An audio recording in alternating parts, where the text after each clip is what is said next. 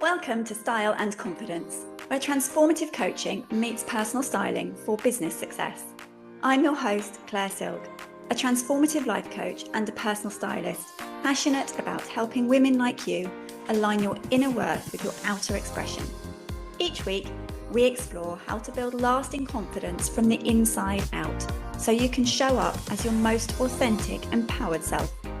Whether you're looking to break through limiting beliefs, build authentic confidence and a winning mindset, or create a wardrobe that truly empowers you, you are in the right place. Get ready to transform your relationship with both your mind and your style. Hello, and welcome back to the podcast where style meets confidence for business success. Today, I want to talk to you about personal branding. It feels that in recent years, personal branding has been reduced to your logo, Instagram grid, and the colour palettes you might choose for your website. So much of what I'm seeing feels performative and polished to within an inch of its life, and it's exhausting. Your online presence does impact your personal brand, and so your LinkedIn profile, Instagram posts, and the colours you choose for your website do form part of that, but it is only a part, it is not everything. I believe that personal branding is an empowering business tool, and it is multifaceted. There is a large amount of carefully curated fake versions of people online, where the whole concept seems fundamentally at odds with being genuine. What I think is important is to build a brand that actually feels like you, that looks like you, and is authentic. Whether you're actively crafting your personal brand or not, you already have one. People already perceive you in a certain way. They already have associations with your name, your expertise, and your presence. So it's not really about whether you should have a personal brand or not. It's whether or not you're going to be intentional about it and the impression you make, or leave it to chance. In this episode, I want to explore how you can position yourself strategically in your career without losing yourself in the process. Somewhere beyond the highlight reel, without crying on Instagram and airing all your dirty laundry on socials, it is possible to figure out what authentic, strategic personal branding actually looks like. Right now, today, whether you have thought about it or not, you do already have a personal brand. Your colleagues, your clients, your peers all have an impression of you and have associations with your name. When people refer you to others, they describe you in a certain way. That is your brand. It's happening whether you're managing it or not. The only difference is that you can either have a default brand, the one that forms accidentally based on inconsistent impressions and random interactions, or you can have a designed brand, one that accurately reflects who you are and strategically positions you for where you want to go. The trouble with ending up with a default brand is that they're often based on incomplete information. Maybe you're brilliant at strategy, but you're quiet in meetings, so you get branded as not leadership material. Maybe you're incredibly knowledgeable, but you downplay your expertise out of humility, so you get branded as still learning. Maybe you're warm and collaborative, but that gets misread as not ambitious enough for the higher powered roles. None of these perceptions might be true, but in the absence of clear and consistent messaging from you, people will fill in the blanks, and they usually get it a bit wrong. Research from Northwestern University found that professionals who actively manage their personal brand are perceived as more competent and are more likely to be considered for leadership roles than equally qualified peers who don't. Not because they're actually more competent, but because they have deliberately made their competence visible. Imagine two women, both senior managers at the same company, same qualifications, similar performance reviews. Manager A keeps her head down, does excellent work, and assumes her results speak for themselves. Her LinkedIn is sparse, she doesn't talk much about her projects, and she's humble in meetings. Manager B does equally excellent work, but she also shares insights online and in person. She articulates her strategic thinking in meetings, and she's built a reputation for a specific area of expertise. When an executive role opens up, who do you think is going to be top of mind? It's not to do with who's better, or who is loudest or most pushy. It is to do with who is visible and who has positioned themselves strategically. I know this might feel a bit like you've got to be a certain personality, or like you've got to play the game, which is definitely not something I like at all. It can feel like self-promotion or boasting, and maybe you feel that you shouldn't have to do this. Your work should speak for itself. And to a point, you're right. And in the end, excellence and quality do speak for themselves. But it takes a while to get there. Building your personal brand is about first impressions and reputation. In today's climate, visibility is part of the work we all do. If you don't want to be visible online, as plenty don't, you need to be visible elsewhere. It does depend upon what you do a bit though. As women, we have to work a little harder, and increasing our visibility helps us. This is especially true in competitive fields. Being excellent with impact requires people actually knowing what you're excellent at. Having a clear personal brand impacts career opportunities, professional credibility, income potential, influence, and not least of all, the ability to do the work you actually want to be doing.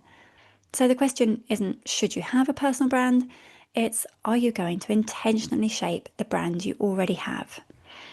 So now you understand why personal branding matters. Let's talk about how to do it without losing yourself in the process. And this is where most personal branding advice gets it wrong. It starts with tactics like optimize your LinkedIn headline, post consistently, use these power words. But that's like building a house with no foundation. Because if you don't know who you are, what you stand for, and where you're going, all the tactical stuff becomes performative noise, and sooner or later you'll end up so confused in your own messaging that you can't even remember what it is you even want to get across. When you work with me, we start with the reflection process. I'll take you through part of it now. Question 1. What do you actually stand for? Not what sounds impressive, not what you think you should value, but what do you genuinely care about? These are your non-negotiables that shape how you work, the principles that guide your decisions. For example, maybe you value innovation over tradition, collaboration over individual achievement, sustainability over short-term profit, directness over politeness, or creativity over efficiency. There's no right answer or right value to have, but your personal brand must reflect your actual values, or it will feel exhausting to maintain and it won't be sustainable. When it is a true reflection of who you are, it comes naturally, because that is, after all, who you are. For a practical exercise, look at the last 5 professional decisions you have made. What values were you honouring in those choices? The action you took and the values behind it is much more revealing than what you write on a vision board. Because if your brand says, I value innovation, but all your content and conversations are risk adverse and conventional, people sense that disconnect. And more importantly, you feel that disconnect, and it will impact your confidence. Question 2, what are your actual strengths? Not what do you wish you were good at, or what your job description says you should be good at, but what comes naturally to you. Perhaps it's something that other people might struggle with. Quite often, actually, these are things that we don't even consider to be strengths because they come so naturally we don't realise it's a strength of ours and assume everyone can do it, of course.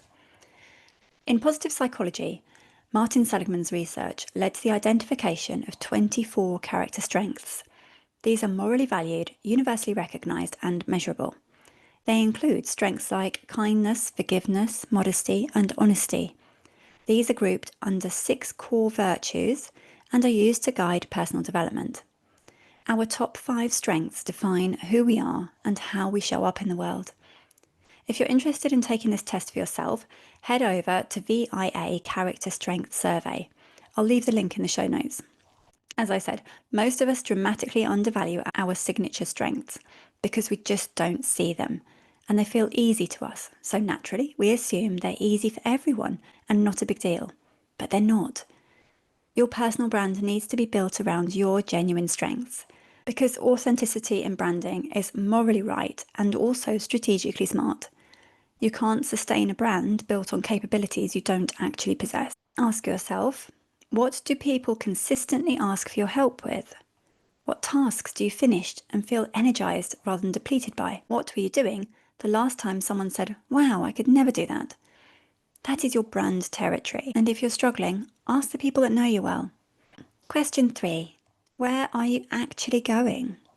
Not where were you 5 years ago or where you think you should be, heading based on your industry's traditional path, but where do you want to go? Your personal brand should position you for your future. Your online presence, your conversations, and the action you take should all reflect who you are becoming and where you are going, not who you have been. Now, this doesn't mean just coming up with a fantastical idea of a different person. It means focus, development, and emphasis, leading with the expertise that's moving you forward. This kind of inner work is hard to do alone, and it is why I like to work with a coach myself. I love the phrase, "you can't read the label from inside the bottle," as it sums it up nicely. Working on our own, we have massive blind spots. You can't see the patterns in your own thinking. You can't easily identify your signature strengths because they're invisible to you. You don't know which of your skills are rare and valuable because you assume everyone can do what you do. Research on self-awareness shows that we're notoriously bad at evaluating ourselves accurately. One study found that 95% of people think they're self-aware, but actually only 10 to 15% really are. A coach can reflect back what they see, the strengths you're dismissing, the values you're living, the aspirations you're afraid to voice. That external perspective is invaluable. If you try to build a personal brand before you've done this foundational work, you will end up feeling like an imposter because you're promoting a version of yourself that doesn't feel true. Every post, every introduction, every conversation will feel fake because it won't be true to who you are, even down to your clothing. If you wear something that you don't yet feel aligned with, you're going to experience a style incongruence. But when you've done the inner work and you are clear on your values, your strengths, and your direction, self-promotion doesn't feel boastful. Instead, it feels like an accurate representation of who you are, at your best. You can't self-advocate if you don't believe in what you're selling. There's a concept in psychology called integrated self, which is when your private self-concept aligns with your public self-presentation. Research shows that people with high self-integration report lower anxiety, higher job satisfaction, and better relationships. So that's what we're building towards. Once you've done this inner work and you know your values, your strengths, and your direction, then you can think about how this translates into strategic positioning. I recently designed a flyer to promote my services locally. I did it alongside a friend who was doing the same. And when I looked at hers, it felt like her. The colours, the layout, the words, they all gave me the same feeling I knew from talking to her. It just felt like her. Her flyer was a true representation of her personal brand. It made me reevaluate mine and consider whether or not my flyer really felt like me. As a quick audit, consider whether someone you met at a coffee networking meeting would recognise you from a piece of marketing you've done, whether it's a flyer or a social media post or your website. Not just physically, but energetically, tonally, value-wise. Would they get the same feeling? Your personal brand should be recognisable across every touchpoint. Your online presence, your in-person communication style, the first impression you make, how you show up in meetings, what you're known for in your organisation, and how your colleagues describe you to other people. If there's a big gap between any of those, you need to improve your consistency. You don't have to be identical across platforms and situations. It is important to take context into account, but your core values and energy should be consistent. If you value authenticity, that should show up professionally and personally. If you're strategic and direct, that should be true in writing and in conversation. If you're a warm and bubbly person, you don't want what you write to feel cold and flat. Consistency creates credibility and builds trust. Research on personal branding shows that inconsistent self-presentation leads to perceptions of inauthenticity, which directly undermine professional credibility. If you are anything like me, you'll find that promoting your value doesn't come naturally. Some people might appear to always love being the centre of attention and love telling everyone how good they are. As a child, you were quite likely repeatedly told not to blow your own trumpet, and grew up believing that it was a bad thing to do. You'll have come across people who were boastful and probably disliked it. However, without being somewhat comfortable with self-promotion, you'll find it very hard to get to where you want to go. Knowing your worth and what you're good at is so important to your self-esteem and overall confidence, and sharing this with other people is not boastful. A number of years ago, I had laser eye surgery to correct myopathy. I needed to trust someone with my eyesight. I found myself the best surgeon I could. My optician referred me to someone who he said was the best. When I met him, he was confident. He told me he was the best. He told me of the awards and prizes he'd achieved for his work. He told me of his success in other patients. I did not think he was boasting. I found it reassuring, and for me, it helped me feel confident that I had made the right decision. The same is true for you. Whether you are hoping to attract clients or get a promotion, you need to share your value and show other people what you can do. It isn't being boastful, it's necessary. Self-advocacy is a skill, and like any skill, it can be learned. Unfortunately, most of us were never taught how to do it without feeling quite uncomfortable. To help with this, you can try reframing it as you're not boasting, you are helping people understand how you can help them and that you can help them. When you clearly articulate what you are good at, you're making it easier for people to refer you appropriately, to bring you opportunities that fit, to collaborate with you effectively, and to advocate for you when you are not in the room. Vague self-promotion sounds like, I'm really passionate about marketing and I'm great with people. Clear self-advocacy sounds more like, I help companies clarify their messaging and convert website traffic into qualified leads. I've increased conversion rates by an average of 40% for my last 5 clients. Do you see the difference? One is generic and forgettable, although it sounds lovely. The other is specific and useful. Try demonstrating it rather than just saying it, much like you would have to in a job interview.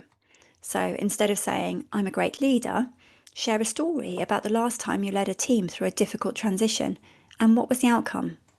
Instead of saying, I'm creative, share examples of creative solutions you have developed previously.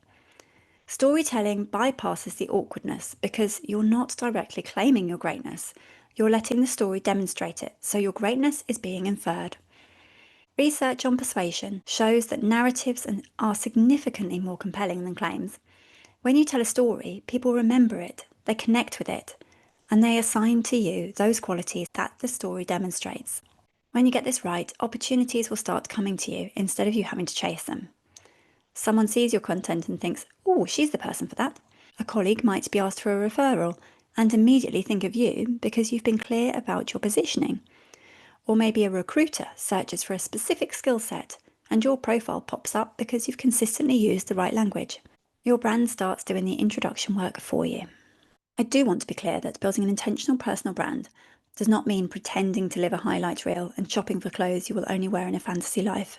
Personal branding that projects an unrealistic image when it's all wins and no struggles, and when it's so polished that it's unrelatable, is inauthentic. It's exhausting to maintain and will cost you your credibility.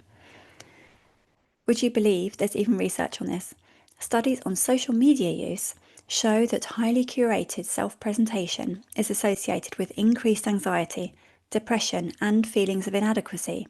Interestingly, both for the person doing the curating and for the people consuming that content.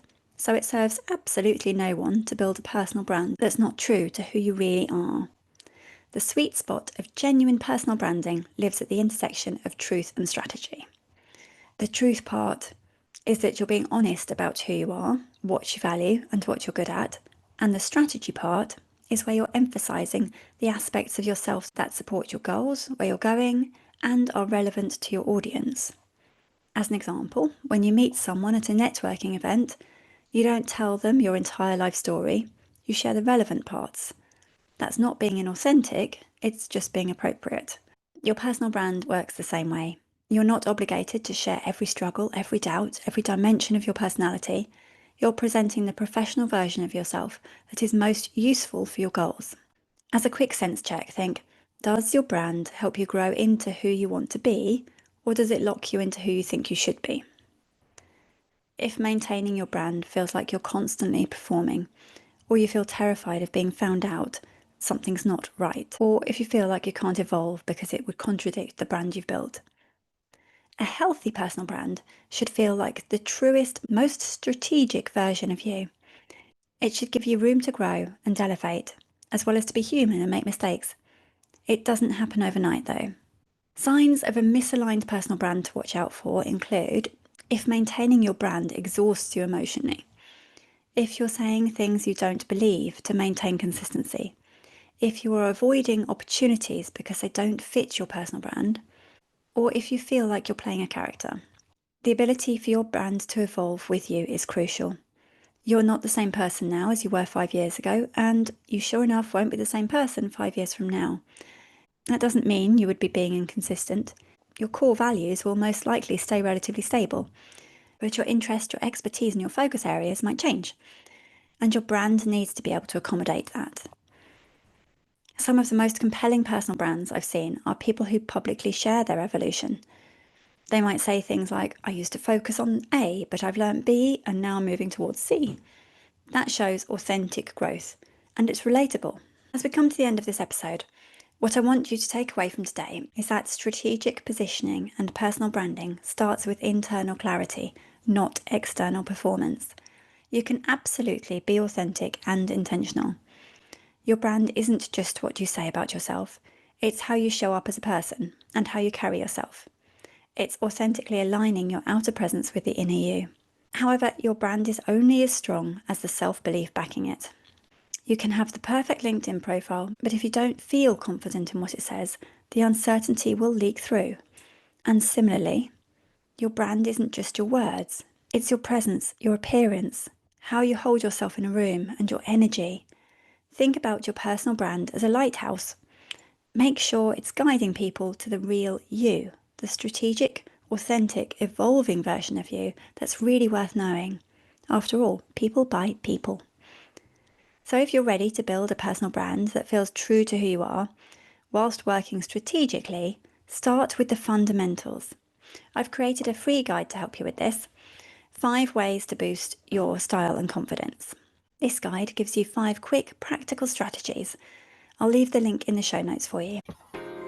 Thank you for listening to Style and Confidence, where style meets confidence for business success. If you have enjoyed this episode, please share it with a friend, rate, review, and subscribe so you never miss out on our weekly confidence-building conversations. You can also connect with me over on LinkedIn as Claire Silk or on Instagram at Silk Style and Confidence for more style and mindset tips. Until next time, remember, true confidence comes from within. Style helps it shine.